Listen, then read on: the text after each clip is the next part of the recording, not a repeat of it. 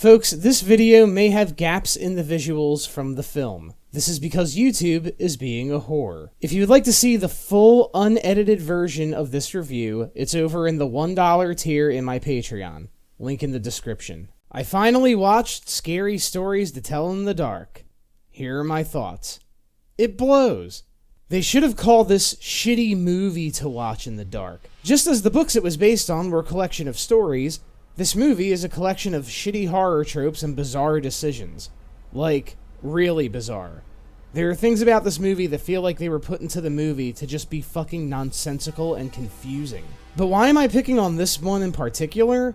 Because the books this movie was based on are among my favorite things of all time.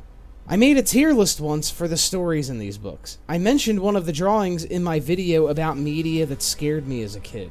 I once wrote a letter to Stephen Gamble and he replied. I visited Alvin Schwartz's grave and I am planning on getting a sleeve of a bunch of the illustrations on my arm by the end of the year. This movie being a pile of shit was not a surprise to me.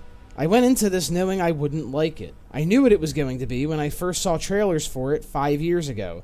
Trailers, by the way, which showed every monster in the movie. If you watch the trailers for this movie, you've seen the movie. So why did I watch it? Because I knew that I'd dislike it in that specific, passionate fanboy way that would be worth talking about in a review. Spoiler alert from this moment till the end of the video, but even if you haven't seen the movie, why not just watch the review?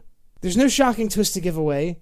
This movie is exactly what you expect it to be. Why not just keep watching? This film was doomed to fail from the very beginning because they tried to connect all the stories into an overarching one. Bad idea. Because the overarching story is awful. A girl who had witch powers was wronged, so she puts a curse on people. Oh, and the way she curses them is if they break into her house, she writes scary stories involving them that I guess kill them. We're gonna get to that part later. And it's the stories from the books. So this movie stole the plots of Paranorman and the Goosebumps movie and just merged them. Real original. And yes, at the end, the main character even has an I too know what it's like to be different moment with the ghost, just like in Paranorman, and I think I felt gray matter leak out of my ear when that happened. Also, the witch's name is Sarah Bellows, not Addie Fitch. Minor annoyance, but you did have a witch in one of these stories, and it was one of the best stories in the entire series. Yes, I'm aware she was an old woman in the story, so what? You can still use the name. Where'd you get Sarah Bellows from? They could have made this an anthology film like Creepshow or The Twilight Zone, or an anthology series on Netflix or something. Not all of these stories are film-worthy, but some of the ones that are could have probably taken up whole episodes. And by the way, Goosebumps doing this was stupid too. There are Goosebumps books that you could make an actual full-length film out of. You could have turned those books into a real film franchise. You know what? I'll do you one better. They could have made Scary Stories animated. How fucking cool would it be to just make an adaptation that makes these drawings move? And all the artwork can just be that drippy black and white. Could you imagine seeing a character walk through this? I'd bust in my pants. Something that bothered me the entire movie, exactly as much as it should have, was that this movie takes place in the 1960s. I don't know why they did this. There is no reason to not make this movie take place now. Probably 3/4 of the stories are not tied to any particular time period, and the books in general don't have to be. But if you are forcing this movie to take place during a specific time period, why the fuck the 60s? Yes, a movie that sold itself on nostalgia based on a book series that, even though it started in the 80s, gained a massive following in the 90s, and is most commonly associated with that decade, inexplicably takes place in 1968. The oldest people who could have possibly grown up with the first book would have still been too young to remember the 60s. And the people old enough to remember the 60s would have been too old to have grown up with these books. Their kids did, but who are you making this movie for? The parents of the kids who grew up on these?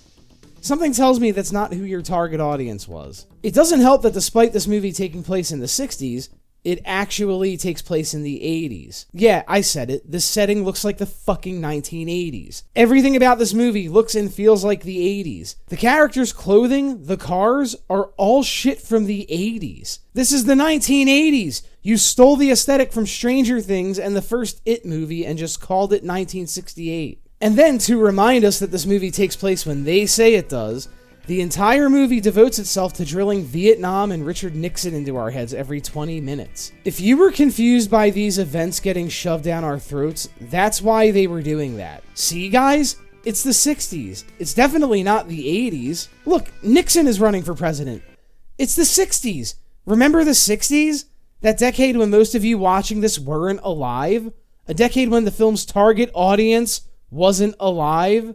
This is all pretty strong evidence to suggest that this movie was originally written and designed to take place in the 1980s, and then some wackadoo producer had them change the script after they got all the wardrobe and set designs together already. And then they just changed the Drifter's backstory to make him a draft dodger. Case in point, there's a part where the draft dodger is surprised that the girl has seen Night of the Living Dead. Oh, you mean the most popular horror film that came out the year this movie takes place in? This girl is so unique. She's seen a popular movie that came out a couple months ago.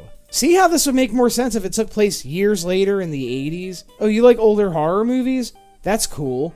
Versus, whoa, you saw a movie that just came out that everyone's still talking about? Wild. But the 80s still wouldn't have made sense because, again, these books didn't become massively popular until the 90s. If you have to have it set in the past, that's when it should be set. Hell, why not have them find Sarah Bellows' notebook at a Scholastic book fair? That would have made the most sense. The thing about the film that the most people seem to give it praise for is the creature designs. And I get that. Some of these look really good. Except for this fucking thing. This looks like shit. And they had a huge challenge in making any of these look good compared to the drawings. None of these were gonna capture how unsettling these drawings are. They only work in 2D. But with the exception of this fucking thing, I will admit the people who designed these monsters made a real attempt. And I respect that more than any other fucking part of this movie. But even the ones that look good are always ruined by something. Like, Harold looks great, but once he starts moving, his facial expression stays the same. The haunted house lady, who is now the big toe ghost, looked amazing for the 5 seconds she was on screen, but then she disappears until that fucking dumbass jump scare. This was one of the best looking ones. Why didn't you show her off a little more? And even the woman from The Dream, the scariest illustration in the series, the monster, you can tell, took the most work and the scene that comes closest to being scary in the entire movie, one of the only competent moments in the film, is ruined by her pulling the kid into her body without any explanation. What just fucking happened? You took a rare moment of genuine atmospheric horror in this film and destroyed it. Then there's the Jangly Man. Now, aside from the fact that I don't know who the fuck this is supposed to be because this monster is not in any of the stories, this monster also looks like fucking dog shit. It's the only monster that's very obviously bad CGI, and the scene where its head rolls down the chimney and says "Meetai Dodie Walker" was so fucking stupid that it actually made me laugh out loud. I had to pause the movie. This was one of the only so bad it's good moments in the film. Like, this was actually funny. Also, they totally shit the bed by having a dog right there, staring at the chimney, but the dog doesn't start talking. Did you even read this story? You included the dog. You might as well have it talk. Oh, and by the way, aside from the dream sequence, none of the other scenes in this film actually let these monster designs breathe. It could have been a bad movie whose strength lied solely in how good these look, but instead it ruins this in a different way by having as many stupid fucking jump scares as any other generic modern horror movie. And these scares rely on complete quiet and then sudden music. They're not even scares that rely on sudden imagery accompanied by music. I don't know if I'm explaining this properly, so let's compare these to an example of a good jump scare, the projector scene in It. This scene was so effective because A, it's the only moment like this in the entire film, so our brains weren't oversaturated with expectation. B, even though you know something is about to happen because of musical cues, you don't expect it to be a giant Pennywise suddenly filling up the screen. C, the music is not jolting and takes a backseat to the imagery and noises the monster is making, as it should. That should be what is scaring us, not sudden, loud, jolting music. And D, it has follow-through. The scene doesn't just end here. We see Pennywise doing stuff for a couple seconds after this. In scary stories, the jump scares are entirely reliant on absolute silence, followed by the loudest, most jolting music possible that completely steals some of these scares away from the monsters, some of which were designed well enough to have scared us on their own merits. And I hate that. Now, some of you may be going, Hey, plebe, the jump scares were an ode to all the jump scare endings in these books. Remember the first chapter in the first book is all jump stories? Yeah, I do. Here's my response to that. A. The jump scare endings in these books were some of the worst stories in them. B.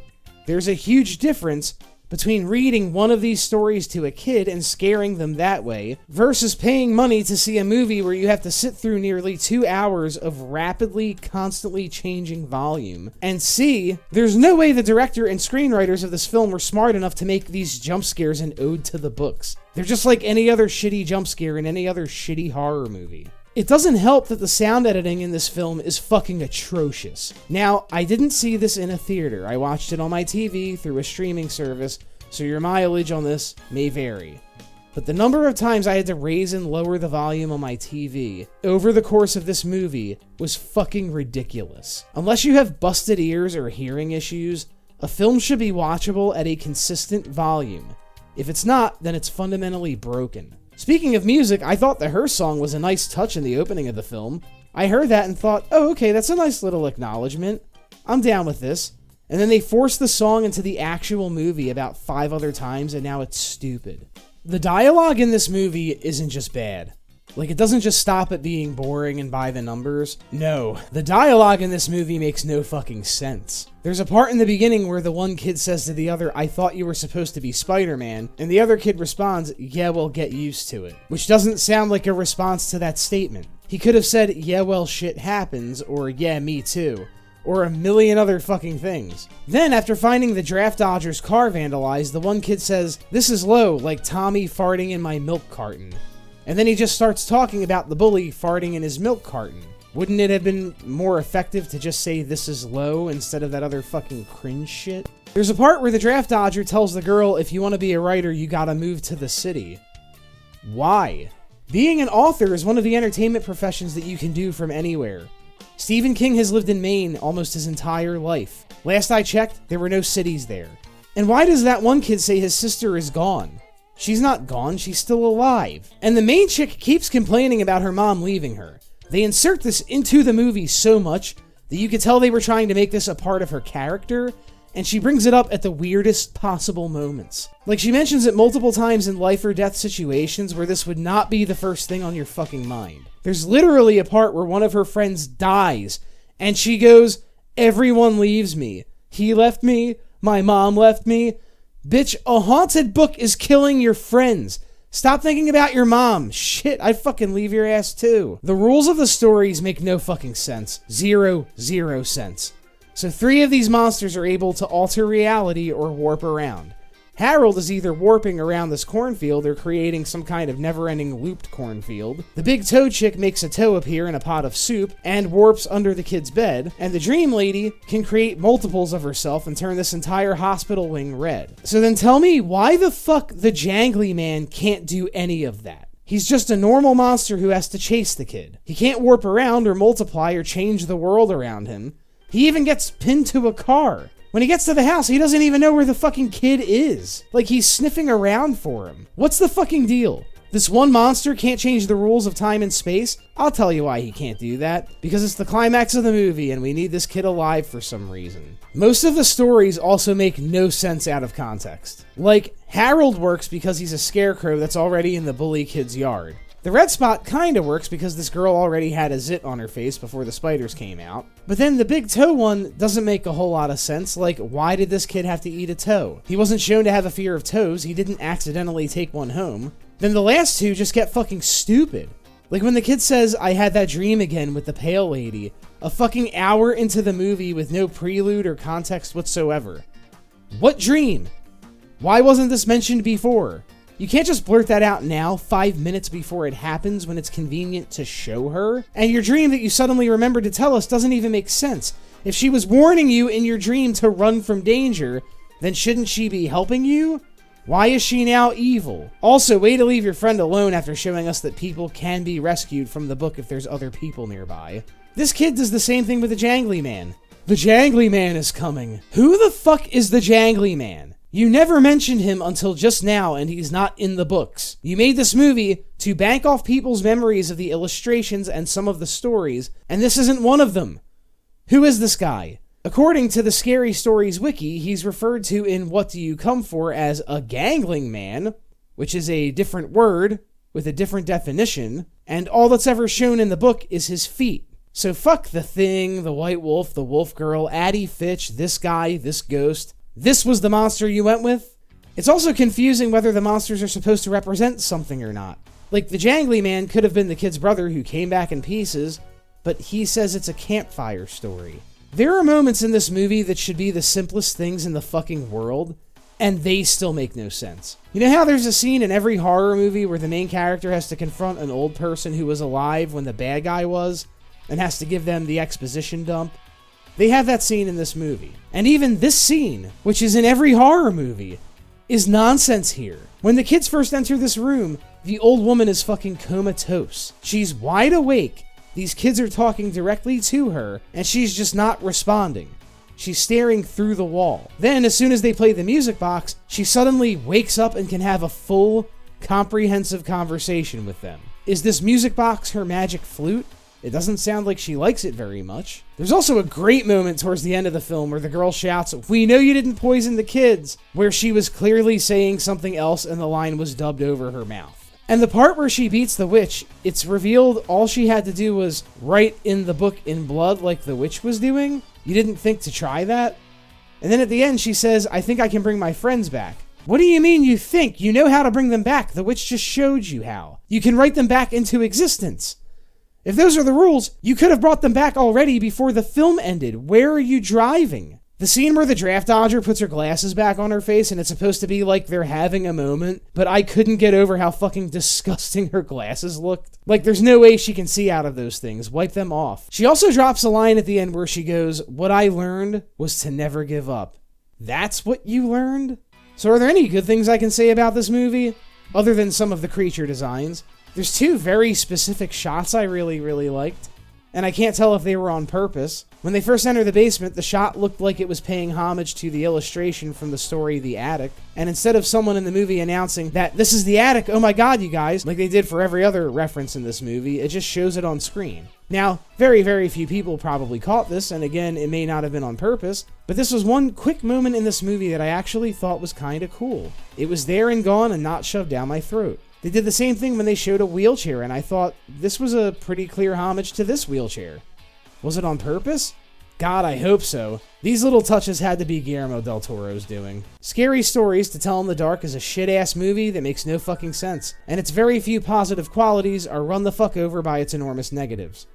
But it didn't have to be that way. I think this movie was crippled by the fact that Guillermo del Toro did not direct it. It's very clear that del Toro had a real passion for this series. He even has some of Stephen Gammell's original artwork, but alas, for whatever reason, he only produced it. He wrote part of the story, but only part, and he did not write the screenplay. He's not my favorite director in the world, but he's clearly more capable than Andre Overdahl, and I think he would have done these books way more justice than they got.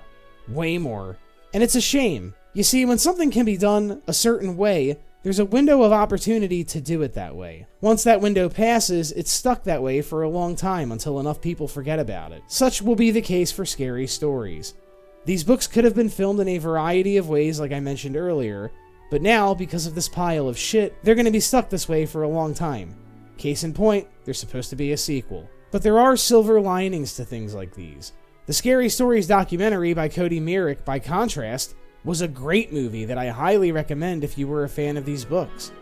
That film explored the history behind the books and their cultural impact in a tangible way that has never really been done on this level before. To me, that is the real Scary Stories movie, and this bullshit will always be what so many things are, a missed opportunity.